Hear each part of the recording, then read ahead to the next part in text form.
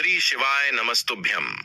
दोस्तों, जैसा कि आप सभी जानते ही हैं कि अभी शारदीय नवरात्रि के बहुत ही पवित्र दिन चल रहे हैं और जब भी नवरात्रि में महाअष्टमी और महानवमी की तिथियां आती हैं तो इन दिनों में कन्या पूजन का बहुत ही अधिक महत्व होता है। ऐसे में आज के इस वीडियो में जानेंगे कि हमें कन्या पूजन कब करना चाहिए और कन्याओं को भोजन अष्टमी पर कराना चाहिए या नवमी पर। साथ ही कितनी कन्याओं को बुलाना चाहिए और कन्याओं की उम्र कितनी होनी चाहिए। साथ ही जानेंगे कि कन्या भोज में क्या क्या बनाना चाहिए। क्या सिर्फ कन्याएं बुलानी हैं या साथ में कोई छोटा लड़का भी बुला सकते हैं, और साथ ही जानेंगे कन्या पूजन की संपूर्ण विधि क्या है। तो दोस्तों, आज का यह पूरा ही वीडियो इन्हीं सवालों पर होने वाला है। इसीलिए आप सभी भक्तों से निवेदन है कि सबसे पहले तो माता रानी इस वीडियो को लाइक कर दीजिए और चैनल पर पहली बार आए हैं तो चैनल को सब्सक्राइब कर दीजिए और कमेंट बॉक्स में जय माता दी जरूर ही लिखे। तो चलिए दोस्तों, सबसे पहले जानते हैं कि कन्या पूजन हमें कब करना चाहिए। तो दोस्तों, कन्या पूजन आप नवरात्रि के किसी भी दिन कर सकते हैं। अगर आपके मन में श्रद्धा है, भाव है, तो आप पहले दिन भी कर सकते हैं, बीच में भी कर सकते हैं और आखिरी दिन भी कर सकते हैं।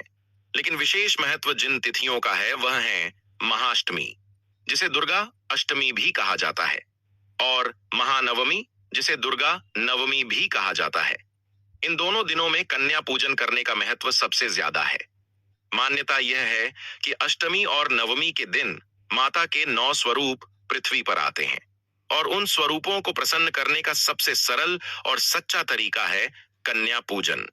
इसलिए अगर आप पूछें कि सबसे शुभ दिन कौन सा होता है कन्या पूजन के लिए, तो दोस्तों, नवरात्रि में अष्टमी और नवमी दोनों ही कन्या पूजन के लिए बहुत ही अधिक पवित्र तिथियां मानी गई हैं। इसीलिए आप चाहें तो अष्टमी पर या नवमी पर कन्या पूजन कर सकते हैं और आप चाहें तो दोनों ही दिन भी कन्या पूजन कर सकते हैं। तो दोस्तों, इस बार शारदीय नवरात्रि में अष्टमी की जो तिथि है यह 29 सितंबर को शाम 4:33 से शुरू होगी और अगले दिन 30 सितंबर को शाम 6:06 पर समाप्त होगी। ऐसे में उदया तिथि के अनुसार देखा जाए तो इस बार महाअष्टमी की तिथि 30 सितंबर मंगलवार को रहेगी और साथ ही जो भी लोग इस दिन कन्या पूजन करने वाले हैं तो उनके लिए कन्या पूजन का जो शुभ मुहूर्त रहेगा वह 30 सितंबर को सूर्योदय से लेकर दोपहर 2 बजे के बीच तक रहेगा। अब बात करते हैं नवमी तिथि की। तो दोस्तों, इस बार नवरात्रि में नवमी की तिथि जो है यह 30 सितंबर को शाम 6:06 से शुरू होगी और अगले दिन 1 अक्टूबर को शाम 7:01 पर समाप्त होगी। ऐसे में उदया तिथि के अनुसार देखा जाए तो इस बार महानवमी की तिथि 1 अक्टूबर बुधवार को रहेगी और साथ ही जो भी लोग इस दिन कन्या पूजन करने वाले हैं तो उनके लिए कन्या पूजन का जो शुभ मुहूर्त रहेगा वह 1 अक्टूबर को सूर्योदय से लेकर दोपहर 2 बजे के बीच तक रहेगा। अब दोस्तों, बात करते हैं कि हमें कन्या पूजन में कितनी कन्याएं बुलानी चाहिए। तो दोस्तों, नवरात्रि 9 दिनों के होते हैं और माता के 9 स्वरूप होते हैं। इसीलिए कन्याओं की संख्या भी 9 होती है, 9 ही होनी चाहिए। यही शास्त्रों में भी बताया गया है और यही प्रथा भी है। तो दोस्तों, अगर आपको 9 कन्याएं मिल जाएं तो सबसे अच्छा है, और अगर 9 से ज्यादा कन्याएं भी आ जाएं तो भी कोई दिक्कत नहीं है। लेकिन दोस्तों, कोशिश कीजिए कि कम से कम 9 कन्याएं तो हो ही जाए। अब दोस्तों, यहाँ एक और बात आती है कि क्या कन्याओं के साथ आपको एक छोटे लड़के या बालक को भी बुलाना चाहिए, क्योंकि उसे भैरव स्वरूप माना जाता है। मान्यता है कि कन्याएं माता दुर्गा का रूप हैं और छोटा बालक भगवान भैरव का स्वरूप होता है। इसीलिए 9 कन्याओं के साथ एक बालक को भी बुलाना बहुत जरूरी है। अब दोस्तों, इसी के साथ अगला सवाल जो कि है कि कन्याओं की उम्र कितनी होनी चाहिए। तो देखिए दोस्तों, कन्या तो कन्या होती है, फिर चाहे वो 5 साल की हो या 15 साल की। माता का स्वरूप हर कन्या में होता है, लेकिन शास्त्रों और परंपराओं के अनुसार कोशिश करनी चाहिए कि कन्याएं छोटी हों। इसीलिए आप 2 साल से लेकर 10 साल तक की कन्याएं अपने कन्या पूजन और कन्या भोज में बुला सकते हैं। अगर इतनी छोटी कन्याएं न मिलें तो आप 12 से 14 साल तक की कन्याओं को भी बुला सकते हैं, और अगर बड़ी लड़कियां भी आ जाएं तो कोई बुराई नहीं है।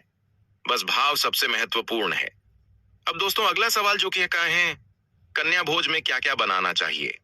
तो दोस्तों, कन्या भोज का सबसे बड़ा नियम यह है कि भोजन पूरी श्रद्धा और प्यार से बनाया जाए। भोजन स्वादिष्ट भी हो और पवित्र भी। इसीलिए आप कन्या भोज में गेहूं के आटे की पूरी बना सकते हैं और साथ ही चने की सब्जी या कद्दू की सब्जी या आलू की सब्जी भी बना सकते हैं। और कन्या भोज में मीठे के रूप में आप खीर, दूध और चावल की बना सकते हैं। कहा जाता है कि अगर आप सिर्फ खीर पूरी ही बना लें तो भी कन्या पूजन संपूर्ण माना जाता है। इसके अलावा आप चाहें तो हलवा, मिठाई, फल या बच्चों को पसंद आने वाले पकवान भी रख सकते हैं। लेकिन याद रखिए कि कन्या भोज में खीर पूरी जरूर होनी चाहिए। अब दोस्तों, कन्या भोज करने से पहले आपको, जब 9 कन्याएं और एक छोटा बालक आपके घर आ जाते हैं और आप उन्हें किसी ऊंचे आसन पर बैठाते हैं, तो सबसे पहले आपको उनका चरण पूजन करना चाहिए। इसके लिए आपको एक साफ पात्र लेना है और उसमें शुद्ध पानी भरना है। अगर आपके पास गंगा जल है तो उसमें डालें। अगर गंगा जल न हो तो उस पात्र में दूध की कुछ बूंदें डाल दें। फिर उस जल से अपने हाथों से कन्याओं और बालक के पैर धोएं। अब दोस्तों, यहाँ एक बात ध्यान रखें कि यह काम आपको नौकर चाकर से नहीं कराना है और न ही सिर्फ ऊपर से पानी डालकर करना है। आपको अपने हाथों से उनके चरण छूकर धोने हैं। क्योंकि जब आप यह कर रहे हैं तो आप समझिए कि आप स्वयं माता रानी के 9 रूपों के चरण धो रहे हैं और यह सौभाग्य हर किसी को नहीं मिलता है। अब दोस्तों, चरण पूजन के बाद आप उनके पैरों को साफ कपड़े से पोंछ सकते हैं। अब दोस्तों, कन्या पूजन में सबसे महत्वपूर्ण हिस्सा है चुनरी चढ़ाना। और यह चुनरी लाल रंग की होनी चाहिए, क्योंकि लाल रंग शक्ति, उत्साह, ऊर्जा और माता रानी के स्वरूप का प्रतीक है। माता दुर्गा स्वयं लाल वस्त्र धारण करती हैं, इसलिए जब हम 9 कन्याओं को लाल चुनरी ओढ़ाते हैं तो मानो हम 9 देवियों को ही चुनरी अर्पित कर रहे होते हैं। इसीलिए आपको हर कन्या को अलग अलग चुनरी ओढ़ानी है, चाहे वह छोटी हो या बड़ी। हर एक को चुनरी जरूर अर्पित करें। अब दोस्तों, कन्या पूजन आपको किस प्रकार से करना चाहिए यह भी जान लीजिए। तो दोस्तों, सबसे पहले जिस स्थान पर कन्या पूजन करना है उसे आपको साफ सुथरा कर लेना है। अब पूजा स्थल पर एक चौकी या आसन बिछाई और उस पर माता दुर्गा की तस्वीर या प्रतिमा स्थापित करें और सामने घी का दीपक, धूप बत्ती, पुष्प और प्रसाद रखें। अब जिन भी कन्याओं को आपने आमंत्रित किया है उन्हें आदर पूर्वक अपने घर बुलाएं और सभी कन्याओं को स्वच्छ आसन पर बैठाएं। फिर कन्याओं को भोजन कराएं। भोजन में आप पूरी, सब्जी और खीर बनाकर कन्याओं को भोजन करा सकते हैं। अब भोजन के बाद कन्याओं के पैर छुए और उन्हें देवी स्वरूप मानकर उनसे आशीर्वाद प्राप्त करें। फिर उन्हें दक्षिणा, फल, चुनरी, कच्चा नारियल या उपहार देकर विदा करें। आप चाहें तो उन्हें पढ़ाई की सामग्री, कपड़े या अन्य उपयोगी वस्तुएं भी भेंट कर सकते हैं। तो दोस्तों, इस प्रकार से आपको अष्टमी और नवमी पर कन्या पूजन और कन्या भोज अपने आसपास की छोटी कन्याओं को जरूर ही कराना है।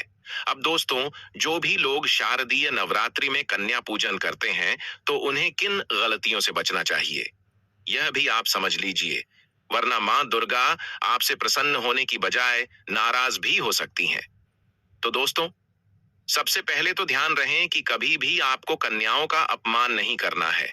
हमेशा उन्हें देवी स्वरूप मानकर आदर दें। अगर किसी कारणवश आपने उनका मन दुखा दिया तो पूजन अधूरा माना जाता है और आपको इसका बुरा परिणाम देखने को मिलता है। इसी के साथ कन्याओं को परोसा गया भोजन ताजा, सात्विक और शुद्ध होना चाहिए।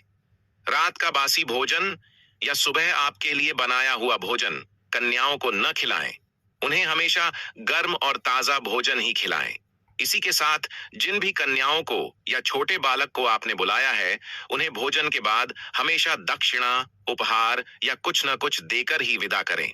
इसी के साथ दोस्तों, कन्या पूजन केवल परंपरा निभाने के लिए न करें, यानी कि दिखावे के तौर पर न करें। इसे पूरी श्रद्धा और प्रेम से करना चाहिए।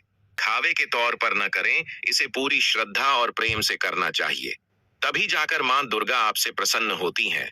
अब दोस्तों, यह भी जान लीजिए कि आखिर कन्या पूजन करने से कौन से फलों की प्राप्ति होती है। तो दोस्तों, कहा जाता है कि कन्या पूजन करने से मां दुर्गा प्रसन्न होकर भक्तों पर अपनी विशेष कृपा बरसाती हैं और घर में सुख शांति और समृद्धि आती है। साथ ही जिन दंपतियों को संतान सुख की इच्छा होती है, उनके लिए कन्या पूजन विशेष फलदायी माना गया है। कन्या पूजन करने से जीवन में आने वाले संकट और बाधाएं दूर होती हैं और आर्थिक तंगी और मानसिक अशांति भी धीरे धीरे कम होने लगती है। कन्या पूजन से पितृ भी तृप्त होते हैं और उनका आशीर्वाद मिलता है। इसी के साथ शास्त्रों में उल्लेख है कि जो कन्या पूजन पूरे श्रद्धा और भक्ति भाव से करता है, उसे मोक्ष की प्राप्ति होती है। तो दोस्तों, कन्या पूजन का असली अर्थ केवल एक धार्मिक रस्म निभाना नहीं है, बल्कि यह हमें सिखाता है कि कन्या ही शक्ति का प्रतीक है। समाज में नारी का सम्मान होना चाहिए। जिस घर में स्त्रियों और कन्याओं का आदर होता है, वहां सदैव मां लक्ष्मी और मां दुर्गा की कृपा बनी रहती है। इसलिए कन्या पूजन को केवल नवरात्रि तक सीमित न रखें, बल्कि अपने जीवन का हिस्सा बनाएं। हर कन्या, हर महिला को देवी का स्वरूप मानकर आदर दें। यही असली पूजन है। तो दोस्तों, यह थी शारदीय नवरात्रि में कन्या पूजन से जुड़ी हुई कुछ महत्वपूर्ण और विशेष जानकारी। यदि आपको वीडियो से जुड़ी हुई जानकारी पसंद आई हो तो वीडियो को लाइक कर दीजिए, चैनल को सब्सक्राइब कर दीजिए और कमेंट बॉक्स में सभी भक्त जय माता दी जरूर लिखे। इस नवरात्रि मां दुर्गा आपकी जो भी अधूरी मनोकामना है, आपके जो भी अटके हुए कार्य, उन्हें इस कन्या पूजन के माध्यम से प्रसन्न होकर के निश्चित ही परिपूर्ण करें। धन्यवाद दोस्तों।